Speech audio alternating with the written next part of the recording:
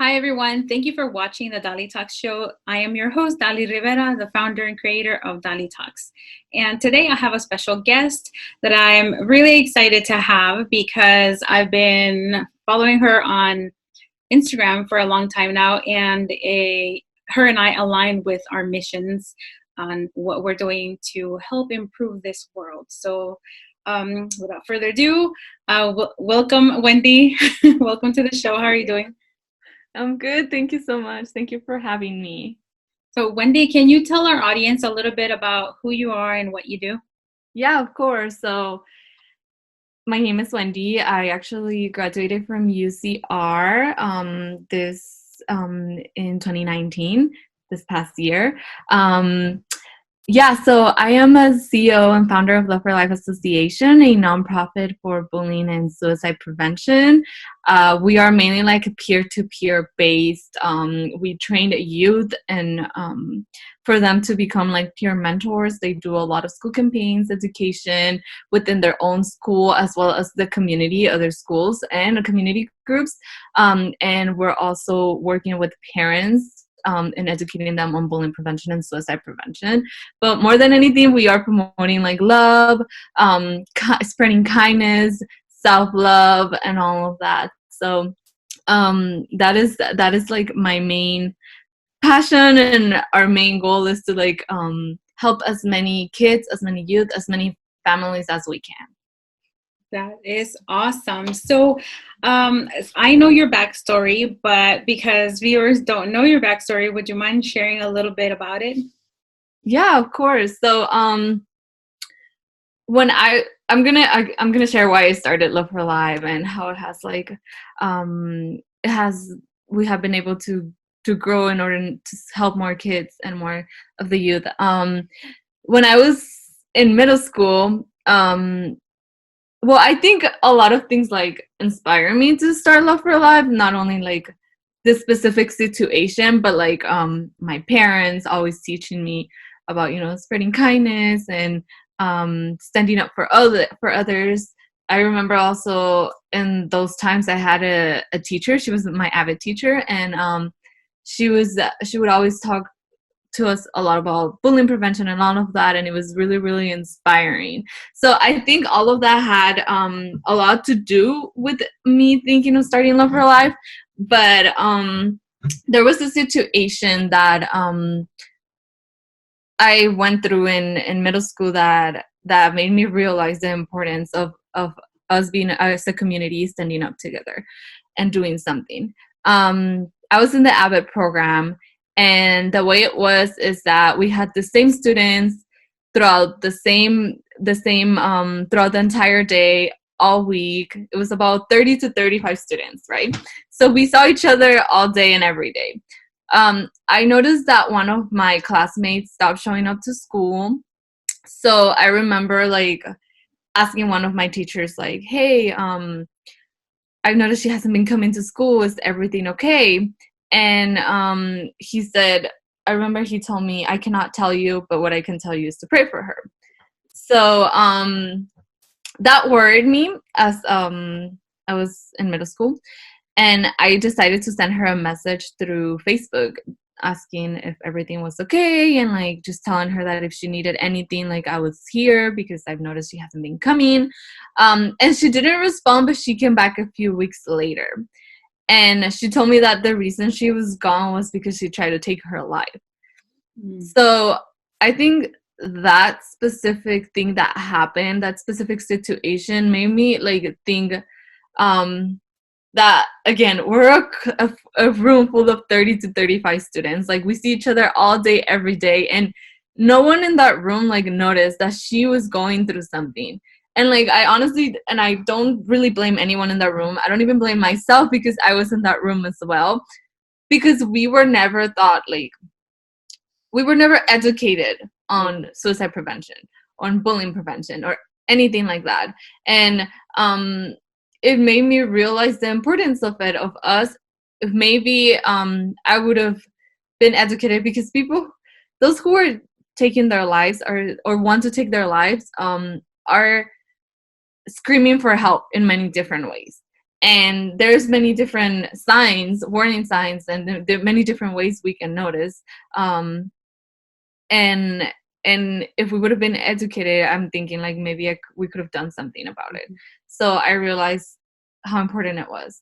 Yeah, And that takes a lot of courage for your friend to admit it, to say, hey, I tried. Because I think yeah. it's always been one of those things where society stigmatizes it and puts shame on the person who has tried to relieve their pain or whatever they're going through that method.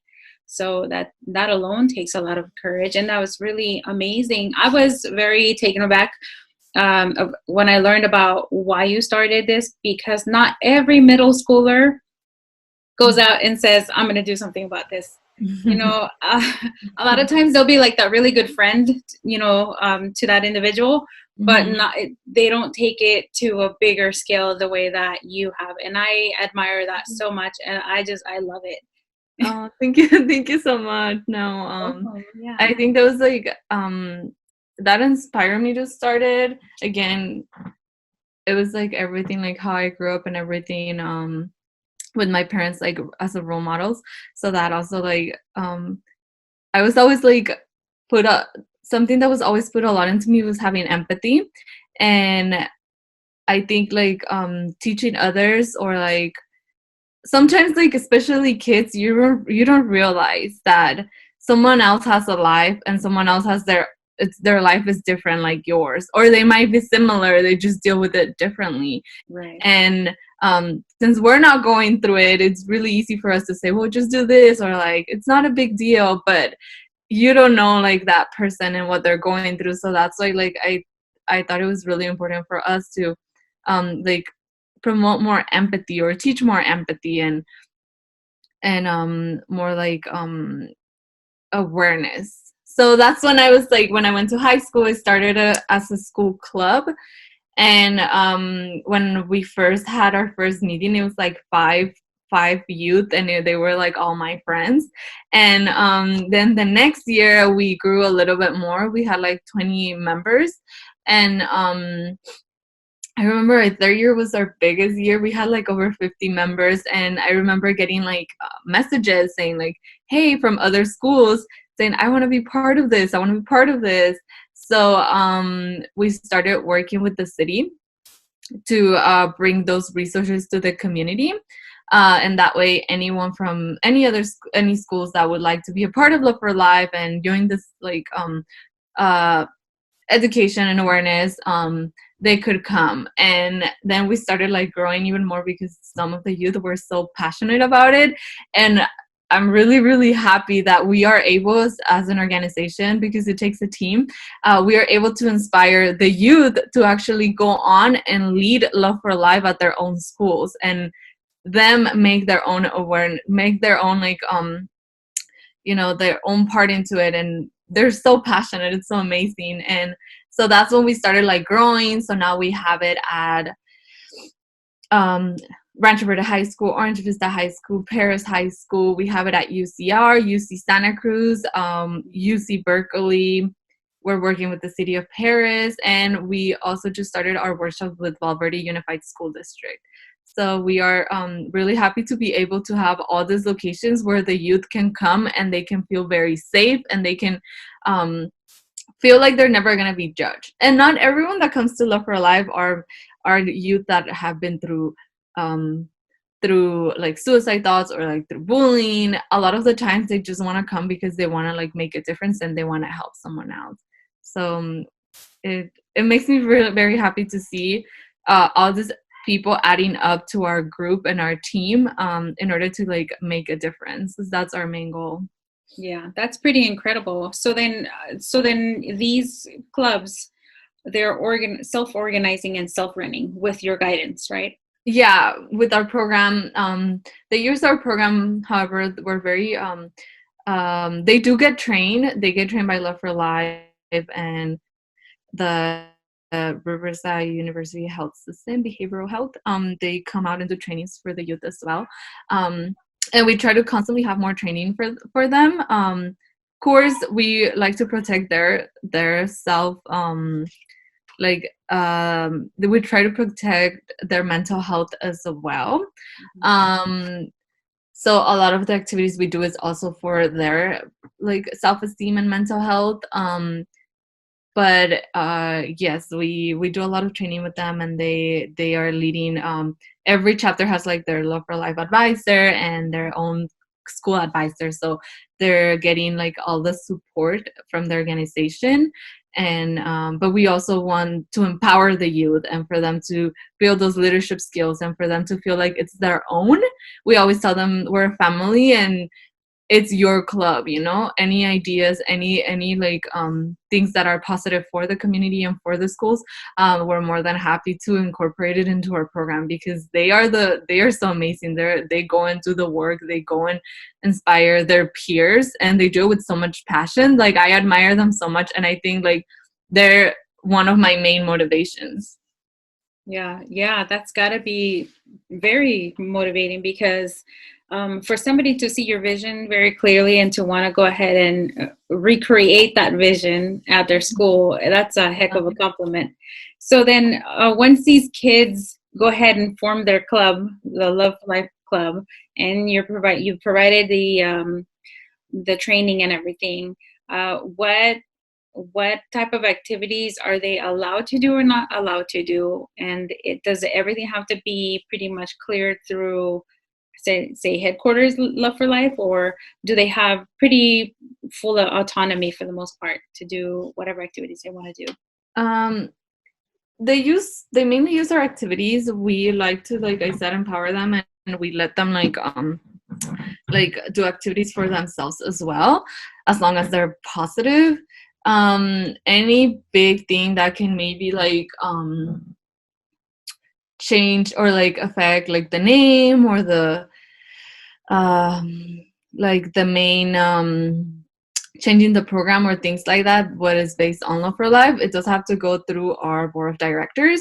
But we always encourage them to like come and like feel okay with them saying what they think or giving their ideas, because we want them we want them to know that this is also theirs, you know. However, we are very careful, like you said, with the activities we use and everything, just because we are working with children and teens, and this group of amazing students are working under Love for Life's name. So we definitely are very protective of that. Again, that's why we have each chapter has their advisor, or Love for Life advisor, that they are guiding them. And if we've never had any like incidents where it's like, oh, you can, you know, but we are like constantly guiding them through this. But we also, like I said, want to make them feel like it is theirs, you know. So. Right. Yeah. So if I am a principal watching this right now and I want to reach out to you, and I'm wondering, well, what are the requirements? You know, how do you vet my school or my kids? What are the vetting processes or application processes for a school to be involved? So we usually like they can just email Love for Life Association at gmail.com. And if they want, it depends on the school, because if it's like a high school club or like a high school, they want to start it as a club, then we have to definitely have like student leaders, and so it takes a process for that. But if they want us to come to presentations, then we are more than happy to do so, and that's just like setting it up with the dates and times. Okay, so they don't necessarily have to start a club. You can just come in. Yeah, no. Okay. So like if the principal like of a high school, or we do a lot of mainly presentations. We have a program for elementary schools and middle schools, and we do a lot of presentations there. So so yes, we they don't have to really start like a club there. So we can just go into presentations. Wow. So what has been, say, the most challenging for people to understand that you have seen when it comes to bullying or suicide? Mm-hmm. I think the most challenging would be to actually understand like the importance of bullying. a lot of the times, because it's not happening to me or it's not happening to my kid or my friends, which you don't ever know, but you don't think sometimes that bullying is real, or sometimes the youth thinks like, or the parents think like, oh, they're just playing around, you know. And that's why, like, with Love for Life, we try to incorporate a lot of activities of showing empathy, because you never know how much your words can hurt someone else. Right. Like, to you it might be like, oh, it's a joke, or I didn't mean it, or it's not a big deal, but you don't really know like how much that can hurt someone else. And also, I think another challenge is for us to understand that um, bullies need as much, if not more, support than those who are getting bullied. Because most, if not all of the time, it's because they're going through some kind of abuse themselves, whether it's at school or at home, or they have a low self-esteem, or they're, most of the time it's they're going through something themselves. And sadly, and is not in the way, and it's not an excuse for them to take it out on someone else, but I think also by helping those who are starting bullying, or it can really like make a big difference in preventing the bullying. So Yeah. I think that's one of the things that are, to me, are very important for us to know. Yeah, I totally agree that the most challenging things for me too when I teach workshops is that you can see some people thinking like that's not really bullying, and I realize that if it's not physical bullying, they kind of dismiss the rest. Oh and, yeah. and it's really sad because sometimes the social or verbal bullying or cyberbullying can be sometimes even more hurtful or more impactful Yeah. physical. And physical, it's like the very overt or the very out there, type of bullying that I would say in some demographics or in some school areas, it's kind of not seen as much as the others are. So Mm-hmm. yeah, I totally agree with that. Yeah. So since we're talking about also suicide, would you be able to share with us right now a few signs for watch our viewers, to look out for? Yeah, of course. I think one of the well, I think all of them like are pretty important, because you never know, like everyone reacts differently to different situations. Um, One of the main ones is isolation, when they start isolating themselves and they don't want to like hang out maybe with their friends anymore. They don't want to go to family gatherings and things like that. Just want to be by themselves. It's like a sign. As well as severe mood changes. So being upset and then being sad, like severe mood changes, it's affecting them. Of course, a low self-esteem. Sometimes like also when they react with anger. So a lot of the times I tell the youth, like, you might think like your friend is like, oh, I don't want to hang out with you anymore, like they're being rude to you, and you might think like, oh, they changed, they're not cool anymore, I'm just not going to hang out with them. But a lot of the times it's a way for them to show that, hey, I'm going through something. And it's also, I think it's also important to know that usually like when someone is thinking of suicide, is not always because of one thing. So it's never like they're getting bullied and they're thinking of suicide because they're getting bullied. But it could also be like they're getting bullied, but they're also like going through something at home, or Yeah. they're going through something else. It's just not like one specific factor. But I think that's why it's important to know, like, um you can make like a big difference and take away like all these things that maybe it's weighing on them, and by you helping maybe with your part, it can really make a difference to someone else. Yeah, I completely agree because, I think about, and I think we've all experienced a moment in time where you are going through something and then somebody did say something to you and that helped, if anything, get you out of that rut for just a few moments. Yeah. So I keep that in mind as well because you really don't know. And it's surprised me because somebody has said that to me. They said like, oh, you did this and made me laugh, and you have no idea how much I needed that. And that took me Yeah. by surprise, like big time, because you're just doing your own thing. You don't really, and all of us are in a way kind of selfish because we always think everything's about us, or like, we're Yeah. in our own little bubble going through our own thing. So yeah, Hmm. I love that. So let's see, pivoting just a little bit more now, I'd like to know what has helped you get through some of the toughest moments as you have been building Love for Life, because you started at such a young age, and then, it must have been a little bit intimidating or even scary to make something like this, bigger than, because your original thought was just something at school, right? Did you ever imagine it was going to become this big? No, actually, I knew what like our goal, and our goal was to make a difference, and our goal was to impact as many kids as we could. I never like knew. I never realized. Not that I never realized, but I didn't expect like to see that much of support and the way we have grown. And I think that just shows the need of us being there for one another. And I think it also shows like how much this is helping the youth. So I think to answer your question of what keeps me going, obviously, like it's been Love for Life has been around for 8 years.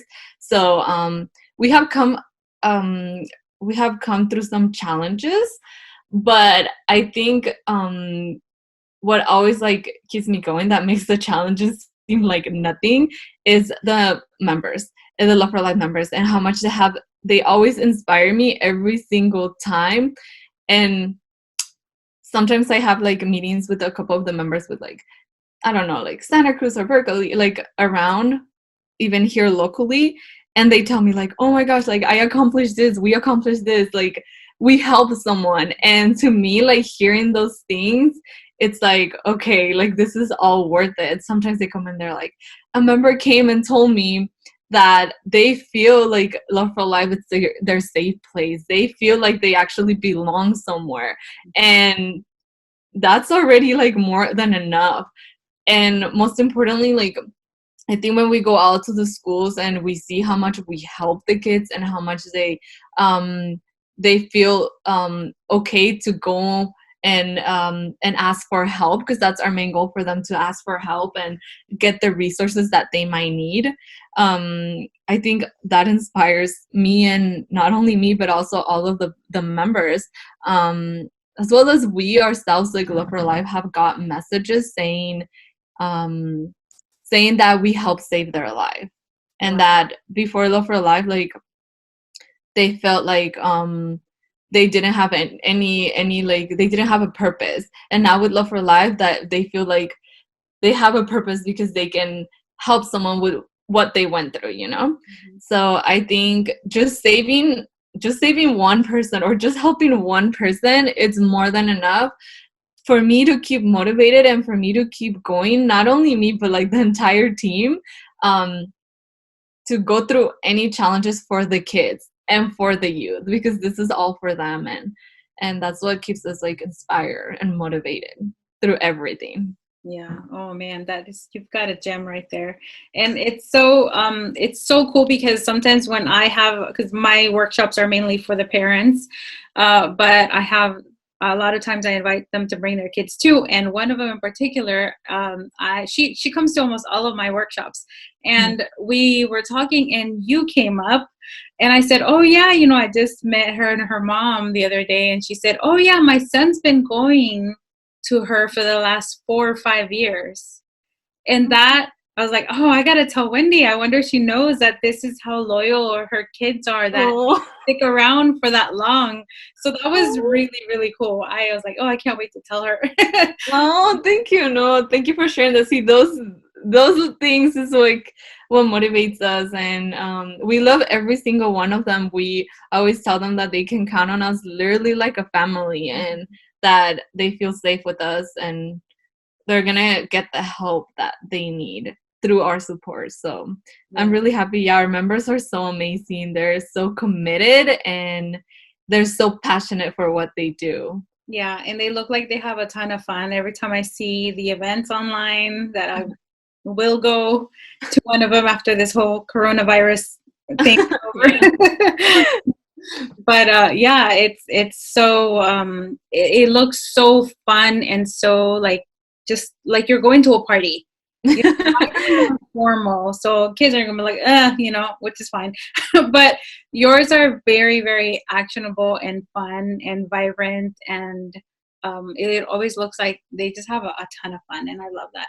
Yeah, we try to make it very interactive with them. We try to find the best way for them to understand, like, and be educated on these topics that are serious, and we try to teach them the best way that we can. Yeah, and you're doing an amazing job. So, I know that you had a lot of things planned uh, this week, and like most of us, but we had to cancel. So, are there any major events that you want to share about, say, from like after May and on? Hopefully, we'll Yeah. be in better, like, I guess, a better So situation by then. yeah, I would like to share first about our it's a full year of workshops that we do that are open to the community.